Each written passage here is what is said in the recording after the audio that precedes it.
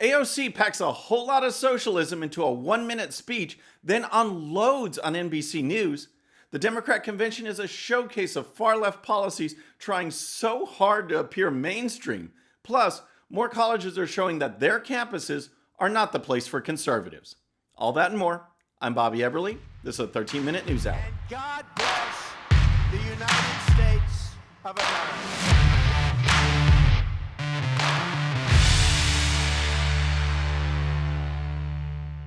All right, friends, welcome to the show. Happy Wednesday. I hope you're having a great week. If you're new to the show, thank you so much for tuning in. We're going to start with Alexandria Ocasio-Cortez because the left has been outraged leading up to the Democrat National Convention because their prime spokesperson, AOC, was only given a minute to address the delegation, to address the nationwide audience. I'm going to show you later how it's actually worse than that.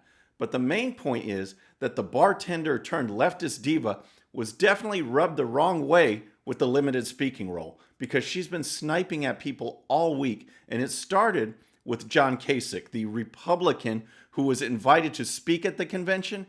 He kicked things off. He had an interview with BuzzFeed News, and I want to get into some of that, where he talked about how he was invited to even appear at the convention. And here's the story. In an interview, Kasich told BuzzFeed News that it was Democrats who approached him to speak, an assertion Biden's presidential campaign did not dispute. This was not something that I instigated, Kasich said by phone last week. And when they came and asked, do you want to do it? I had to think about it, right? I had to think about it. And it's not like I'm going to be turning around. I'm a Republican. But I just think at this point in time, my Republican affiliation is outweighed by my concern about the direction of the country. Give me a break. The direction of the country was going awesome before all of this went crazy. And he, because of some personal grudge, wants to bring that agenda to a halt, wants to shut down the appointment of conservative judges and reducing regulations, lowering taxes, protecting the border, you name it. He'd rather bring that to a halt than support President Trump because of some personal grudge. Then Kasich moved on and addressed AOC. I think both parties have to have new ideas, and I think this country is moderate, said Kasich, winding up to a gentle criticism of Ocasio-Cortez. People on the extreme, whether they're on the left or on the right, they get outsized publicity that tends to define their party. You know, I listen to people all the time make these statements, and because AOC gets outsized publicity doesn't mean she represents the Democratic Party. She's just a part, just a member of it. And it's on both sides, whether it's the Republican or whether it's the Democrats. Well, to minimize AOC is to draw her wrath. And when Kasich said that, she was having no part of it, and she fired back with this. It's great that Kasich has woken up and realized the importance of supporting a Biden-Harris ticket. I hope he gets through to GOP voters. Yet also, something tells me a Republican who fights against women's rights doesn't get to say who is or isn't representative of the Dem Party. So much for unity, right? But that wasn't all from AOC. She added this. We can build bridges and not lose sight of our values. It's important to remember that Kasich is an anti-choice extremist. He's 100% will and has signed away our reproductive rights the moment he has the opportunity to do so. He is not a friend to workers. So, this is where things start to get good. That was Monday. Then Bobby Jindal from Louisiana fired off at AOC with this tweet. Dems only giving AOC 60 seconds to speak tonight. GOP should give her more time at their convention to show voters how crazy Dem ideas are. I love that, but you know it's going to send her over the top, and here's how she responded. If I can regularly roast Trump sycophants in 280 characters or less, I can speak to progressive values in 60 seconds, and maybe filibuster for a few extra. Meanwhile, you're supporting GOP's sabotage of people's medicine, votes, etc. by mail because apparently democracy means nothing to you. Oh my gosh, she's going down this whole mail conspiracy thing that the left's pushing now, that we're going to somehow sabotage the U.S. Postal Service so we can't have mail-in voting. It's outrageous. But then she eventually did speak, and here's part of it. In fidelity and gratitude to a mass people's movement working to establish 21st century social, economic, and human rights, including guaranteed health care, higher education, living wages, and labor rights for all people in the United States. So that was just 18 seconds. And in those 18 seconds, we already got our free government health care, education, and artificially controlled wages. All of this that would affect the taxpayer, that they'd have to pay for or suffer for because of lack of jobs. Then she adds more. A movement that realizes the unsustainable brutality of an economy that rewards explosive inequalities of wealth for the few at the expense of long-term stability for the many. So, correct me if I'm wrong, but I think she's referring to the economic system that has raised more people out of poverty than any economic system in the history of the world. But she wants to blast it. She wants to use her time to push socialism, and the left is all for it because they know if they have socialism, they have control. People give up their freedom, government gets more control, and that's exactly what the left wants. Now, we're going to get to AOC in just a minute. I want to give you an update on my thoughts so far of this Democrat National Convention. But first, if you're new to the show or if you haven't subscribed yet, please subscribe. And when you do, please hit that bell so you'll be notified. We're making our push for 100,000 subscribers by Election Day, 100K by Election Day, and we can do it with your help.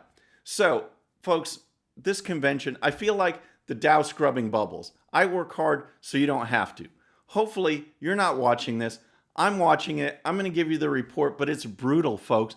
It is just one left-wing speaker after another trying to talk about unity, but in the meantime, saying things that are either flat out wrong or totally contradictory. Bernie Sanders came out there and talked about how Trump wants to impose an authoritarianism regime on the United States.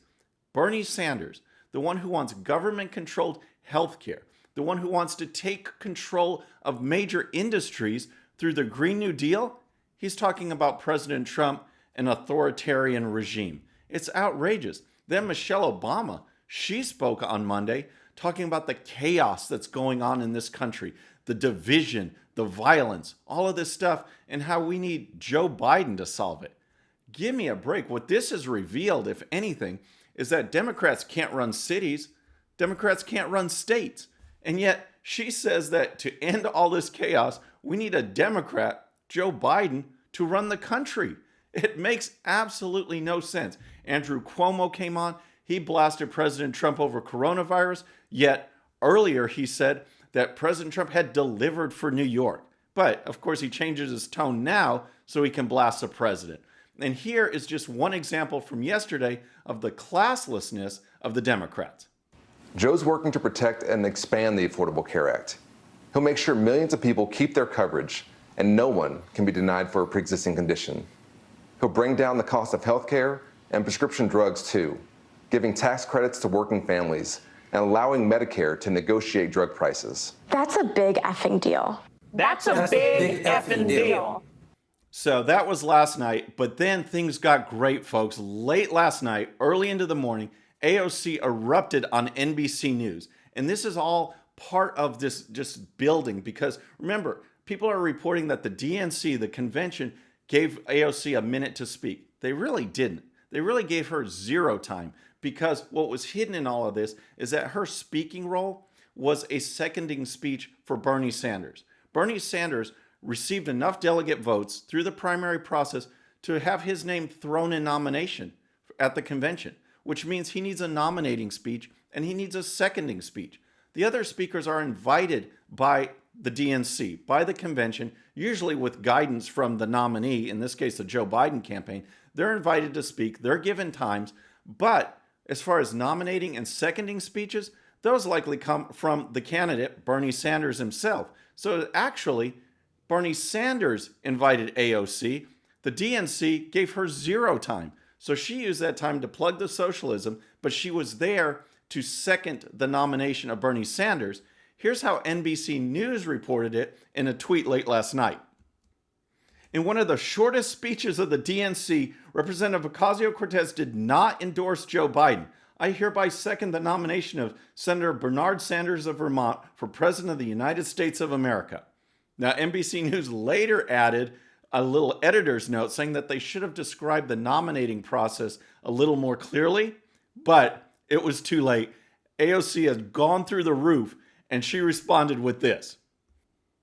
You waited several hours to correct your obvious and blatantly misleading tweet. It sparked an enormous amount of hatred and vitriol, and now the misinfo you created is circulating on other networks, all to generate hate clicks from a pre-recorded routine procedural motion. So she's not happy, but she wasn't done. She then added this.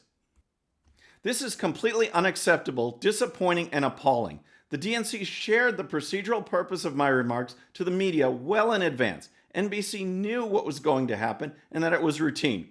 How does a headline that malicious and misleading happen with that prior knowledge? How does it happen? It happens to President Trump and conservatives every single day. But if you're the prima donna of the left, I guess you're not used to fake news. And when it happens, you freak out like this, which I find totally awesome. She gets a dose of fake news, goes ballistic, and this is our overnight development. It's absolutely hilarious. She got basically zero time from the DNC, from Biden folks organizing this convention, and she has a beef, and it was just so funny. It erupted last night. That's AOC. That's the convention. So next, I want to get to what's going on college campuses. But first, folks, you need to tune in this Saturday for our Saturday live stream. My special guest is my friend Dean Cain. We're going to talk about law enforcement. We're going to talk about Black Lives Matter. We're going to talk about politics, what's going on. Please tune in. It's this Saturday, 11 a.m. Central Time. It's going to be great. All right, so now students are going back. They're going back to school. A lot of major colleges and universities are open. Look at what's going on at Iowa State. An Iowa State University instructor syllabus warns students that anti-Black Lives Matter and pro-life viewpoints are grounds for dismissal. Instructor Chloe Clark's English 250 syllabus includes a giant warning advising students that only certain views would be permitted during her classes. I take this seriously, she notes at the end of the warning. Can you believe this? What about free speech? What about colleges being open for the expression of different ideas? That's why kids get there. They go there for this new and open environment to share ideas and express different viewpoints. I guess not anymore. Here's more of the story. Any instances of othering that you participate in intentionally, racism, sexism, ableism, homophobia, sorophobia, transphobia, classism, mocking of mental health issues, body shaming, etc., in class are grounds for dismissal from the classroom, Clark wrote in the syllabus, a copy of which was provided to the Daily Caller News Foundation by Young Americans Foundation. The same goes for any papers/projects, Clark's statement continued. You cannot choose any topic that takes at its base that one side doesn't deserve the same basic human rights as you do, i.e. no arguments against gay marriage, abortion, Black Lives Matter, etc. Can you believe that? This is what's going on at Iowa State University. Now, luckily, the university fired back and says that it doesn't agree with this, that they're going to make changes to the syllabus, and that they're going to sit down this instructor and give her some briefing on First Amendment rights as it applies to the university in case she needs a refresher course. But that's just Iowa State. Then a loyal and regular viewer of this show, he's working on his master's degree in epidemiology at the University of South Florida. For one of their classes, again, this is a master's level class. He's studying science. He's studying health. They're giving a reading assignment. You had to write a book report, read and discuss a book from a list of 10. Only these 10 books. I'm going to put this list on the screen. Check this out. So from this list, you can write about and read about white rage, white fragility, dying of whiteness. So you want to talk about race, under the affluence, and more. That is the books. Now, this student wrote to the instructor, received a reply back saying, I have to pick from this list? Can I use a different list, write about a different subject? No, you can't do it. You won't receive any credit for this assignment. It has to be from that list. Look at that list, folks. This is outrageous, and this is what's going on at colleges and universities across the country. We're seeing this all the time. It is not education, it's indoctrination. You have to think a certain way, you have to act a certain way, you have to do certain things. If not, you're out. How is that diversity and inclusion? It's not diversity of thought, it's not diversity of opinion, and it's not inclusion if you kick these people out, if you're going to fail them because they have a different viewpoint than you. It is absolutely outrageous. Folks, that's our show for today. I hope you enjoyed it. Please subscribe, and when you do, please hit that bell so you'll be notified, and we'll see you next time. I'm Bobby Eberle. This is the 13-Minute News Hour.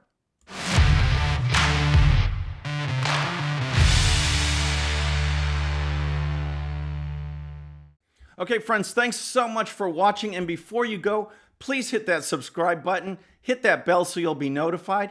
And here's a special video just for you so you can watch even more of the 13-Minute News Hour. And don't forget to check out GOPUSA.com for the best in conservative news and commentary. We'll see you next time.